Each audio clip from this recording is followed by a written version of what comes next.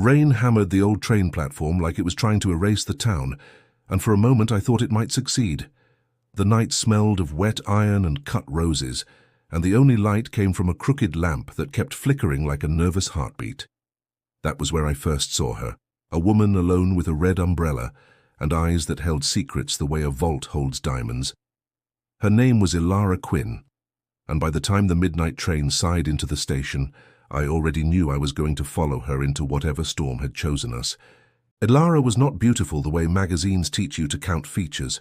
She was beautiful like a locked door, sharp jaw, a scar along her left wrist that she tried to hide when she reached for the ticket, smudged eyeliner that had more to do with grief than fashion. I watched her study the arrivals board, even though the platform had been empty for an hour. "You waiting on someone?" I asked, "or waiting on a reason not to leave?" She didn't look at me. Both. The word came out soft, like she had learned to keep her voice small in order to survive. "My name is Dorian Hale. I produce small documentaries about coastal towns that keep larger sins quiet. I had come here for a piece on a lighthouse decommissioned after a scandal no one could explain." And then Ilara stepped into the frame, and the story changed. The town was called Merritt's End, a crescent of wind-stung cliffs and houses that leaned toward the sea as if listening. Ilara checked into the Gallowglass Inn under a name that wasn't hers. I knew that because I had seen her the week before in a photograph mailed to me by a source who never signed his letters. The photo showed Ilara in front of Calder House, the cliffside mansion with shuttered windows and a history of expensive silence. In the picture, her hair whipped across her mouth like a gag, and a man stood behind her, out of focus, in a suit the color of old blood. The caption had said, "She is the key. Find the ledger. Don't trust the sun." I found Ilara later in the inn's library, pretending to read a book she kept upside down. "You're not from here," I said, and this time she looked at me as if measuring how much truth I could carry. "Neither are you," she said. She had a way of standing still that made everyone else look like they were fidgeting. "I make films," I said. "The lighthouse," she answered. "Everyone makes films about the lighthouse. No one asks why the light went dark the night Calder's wife fell." I didn't tell her I'd already asked, and that the answers had come back in whispers about counterfeit paintings, charity money that never reached the poor, and a family curse people used as a fig leaf to cover crimes. Instead, I said, "Walk with me." We moved through town the way strangers do, noticing everything because nothing belonged to us. At the cliff's edge, Calder House loomed above the water, a black geometry against a restless sky. "You've been inside," I said. Ilara clasped her hands like someone holding a confession. "I used to babysit for them. Before she died." I let the words sit between us. "Before she fell," I said. Ilara nodded once. "Before she was pushed." The rain thinned to a fine mist, the kind that makes the world feel like it's breathing on your skin. "Who?" She pointed with her chin toward the house. "Archer," she said. "The sun." The caption had warned me, but hearing his name in her mouth made it real. "He's careful," she added. "Careful men are worse than violent ones.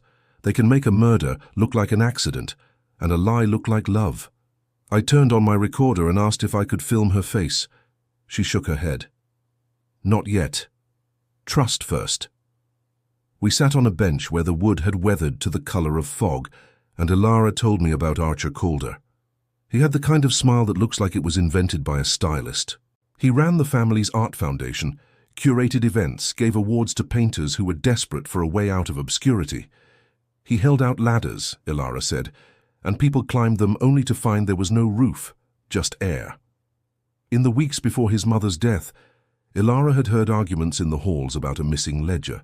It tracked sales of restorations that were really forgeries, paintings swapped like organs, while the family donated the originals to museums for a tax write-off. "The ledger proves everything," she said. She threatened to go public. Then she fell into the sea. People say the ocean keeps its secrets. That's not true. It returns them changed. The morning after Ilara told me her story, a fisherman came ashore with a tangle of net and a bracelet caught in the mesh. It was carved with letters, MC, It belonged to Mara Calder, the mother. The coroner called her Death Misadventure. The bracelet didn't argue, but Ilara looked at me, and the fear in her eyes hardened into a plan. "Tonight," she said. "Calder House. The staff leaves early when it storms." I told her we needed more than a plan. We needed an exit. She touched the scar on her wrist like a promise. I learned how to pick locks when I learned how to survive men who done to hear the word no. She smiled without joy. "I will get us inside." The storm arrived as if it had been rehearsed. Wind poured at the cliffs. The sea chewed at the rocks like an animal with a bone. We moved along the servants' path, wet leaves slapping our legs, and reached the back terrace where ivy had colonized the stone. Ilara worked the French door. 2 clicks, a breath. The soft gasp of a house giving in. Inside, the room smelled of lemon oil and old paper. Portraits watched us the way the dead watch the living, not with malice, but with warning. In the study, we found a safe that pretended to be a bookshelf. Ilara knelt.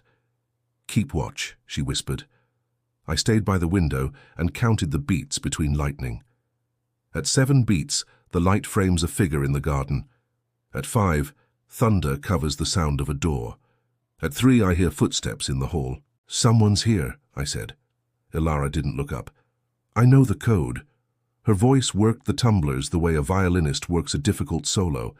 The safe opened with a sound like a sigh. Inside, the ledger, leather-bound.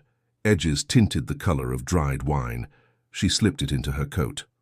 The footsteps reached the threshold, and Archer Calder stepped into the room with the calm of a man who owns the law. He wore a dark suit and the faintest cologne, and when he saw Ilara, the smile he gave her was almost tender. "I wondered when you'd come back," he said. "You never could resist a locked door." I lifted my camera because a lens gives courage to cowards. "Don't," Archer said, but he didn't raise his voice. He looked at Ilara. "You didn't tell me you'd bring a friend." "You didn't ask," she said. He turned to me. "Mr. Hale," he said, and I felt my name shrink inside my chest. "Your work is sensitive. You tell painful stories. You do it beautifully. You also make a living from other people's grief." He walked to the window and touched the glass with one finger. "My mother tripped. She was unwell. This ledger is a misunderstanding." "Open it," Ilara said. He didn't. He looked at her scar. "I told you to leave this alone." "You told me to be quiet," she said. "That is not the same thing." Lightning made our faces into masks for an instant. Archer exhaled. "If you walk out now, I forget I saw you," he said. "If you walk out with that, you will not make it down the cliff path." Ilara stepped closer, and I saw something flicker between them that was not hatred. It was history. "You loved me," she said. Archer didn't blink. "Love is a word people use when they want discounts on forgiveness," he said. "Put the ledger back." Ilara shook her head. "I can't." Then she surprised us both. She reached into the ledger and pulled out a photograph tucked in the back cover. A photograph I'd never seen because I did not know where to look for ruins. Ilara in a white dress, Archer in a blue suit. 2 mouths smiling because they had not yet learned that lies can be red as roses. "We were going to run," she said, "before she found out." My heart fell through the floorboards. "You were lovers," I said. Ilara looked at me with something like apology and something like relief. "I thought love could cure the rot," she said. "I was wrong." Archer moved. Ilara moved faster. The ledger arced across the room and struck the edge of the mantel, exploded into loose pages that took the air like wounded birds. I grabbed what I could while Archer grabbed Ilara's wrist. "Let go," she said. "You don't get to hold me like you own me." "I never owned you," Archer said, and for the first time his voice broke. "I wanted you out of this. I wanted you alive." "Alive means honest," she said. "You taught me the first. You were never interested in the second."